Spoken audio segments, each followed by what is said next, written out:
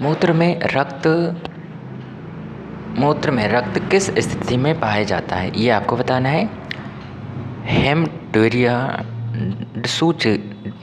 डिसूरिया या प्यूरिया या नॉक्टूरिया। तो आपको ध्यान रखना है, मूत्र में रक्त जो होता है वो हेमटूरिया के रूप में पाया जाता है। या किस स्थिति में पाया जाता है, जब हेमटूरिया व्यक्ति को हो जाता है तब। मूत्र में पस किस स्थिति को दर्शाता है। मूत्र में जो पस होता है ये बताता है कि मूत्र में संक्रमण हो चुका है।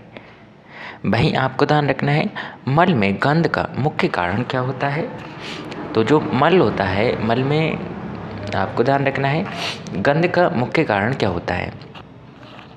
तो मल में गंध का मुख्य कारण होता है कि उसमें बैक्टीरिया ज़्यादा है। ठीक है, इसके साथ साथ आपको ध्यान रखना है, देखिएगा पेज नंबर 4 का आंसर, मूत्र त्याग की सामान्य आवृत्ति क्या होती है। मतलब दिन में व्यक्ति कितने बार मूत्र त्याग कर सकता है, 6 से 8 बार। अगर कोई व्यक्ति कर रहा है तो वो सामान्य स्थिति होती है, यह आपको ध्यान रखना है। सामान्य स्थिति में 6 से 8 बार तक। ठीक है, और वहीं आपको ध्यान रखना है इसी के साथ साथ पेज नंबर 5 का आंसर, मूत्र में गाढ़ापन किसका संकेत हो सकता है। मूत्र में जो गाढ़ापन होता है ये निर्जलीकरण, संक्रमण, उच्च प्रोटीन सेवन का या फिर उपर्युक्त सभी का।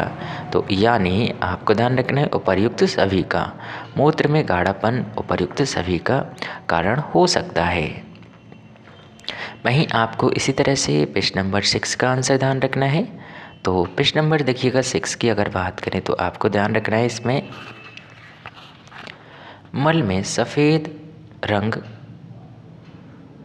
किसका संकेत हो सकता है। तो ये आपको ध्यान रखना है, ये हो सकता है पित्त की कमी। ठीक है, मल का रंग अगर सफ़ेद है तो उसमें माना जाता है कि व्यक्ति को पित्त की कमी हो चुकी है, ये आपको ध्यान रखना है। ठीक है, इसी के साथ साथ मल में रक्त किसका संकेत हो सकता है। तो आपको ध्यान रखना है ये आपका रक्त किसका संकेत होता है, तो ये आपको ध्यान रखना है। ठीक है, बीमारी को बोलते क्या है, हेमटूरिया। जबकि आपको ये ध्यान रखना है ये किसका संकेत होता है, ये संकेत होता है कि आंतरिक रक्तस्राव। ठीक है, मतलब शरीर के अंदर भीतर कहीं पर आंतरिक रक्तस्राव हो रहा होगा। ठीक है, यानी कोई भी अंग वो क्षति हो चुका होगा। वहीं ध्यान रखना है बार बार पेशाब आना किस समस्या को दर्शाता है। तो आपको ध्यान रखना है ये मधुमेह को भी दिखाता है, संक्रमण को भी, और मूत्राशय की कमजोरी को भी दिखाता है। अर्थात ऑप्शन डी इसका करेक्ट आंसर माना जाएगा। मल त्याग में कठिनाई किस विकार से संबंधित है। मल त्याग में जो कठिनाई होती है वो किस विकार से संबंधित है। तो आपको ध्यान रखना है यानी कब्ज से संबंधित है। ठीक है, कब्ज में ऐसा होता है। वहीं ध्यान रखना है आपको मल का पतला और रिबन जैसा दिखना किस समस्या का संकेत हो सकता है, ये आपको बताना है। तो बड़ी आंत की रुकावट, संक्रमण, अधिक पानी पीना, उच्च फाइबर सेवन, बड़ी आंत की रुकावट का होना, ये किसका संकेत है, मल का पतला और रिबन जैसा दिखना। ठीक है, बड़ी आंत यानी संक्रमित हो चुकी है, ये आपको ध्यान रखना है। इसी के साथ साथ देखिएगा आप बात करेंगे आपके नेक्स्ट महत्वपूर्ण प्रश्न की, पेशाब का रंग गहरा पीला होने का क्या कारण होता है। गहरा पीला होने का क्या कारण होता है, निर्जलीकरण, संक्रमण, अधिक विटामिन सेवन, यानी उपर्युक्त सभी, ये इसका करेक्ट आंसर हो जाएगा।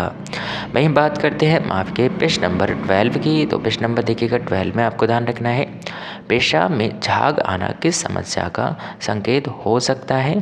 तो यह आपको ध्यान रखना है कि यानी प्रोटीन की उपस्थिति के कारण, कि यानी जो पेशाब है उसमें प्रोटीन पाया जा रहा है, इस वजह से रक्त में झाग उत्पन्न हो रहे हैं, ये आपको ध्यान रखना है।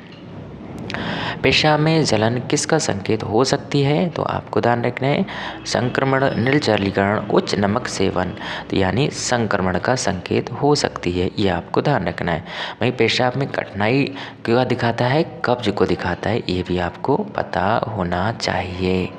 ठीक है, कब्ज का दिखाता है यानी पेशाब में कठिनाई। बात करते हैं आपके पेज नंबर 14 की, यानी आपको ये ध्यान रखना है इसमें सिर्फ 13 ही क्वेश्चन है। अब हम बात करते हैं आपके नेक्स्ट महत्वपूर्ण चैप्टर की। तो नेक्स्ट महत्वपूर्ण चैप्टर की अगर बात करें तो देखिएगा आपको क्या ध्यान रखना है इसमें,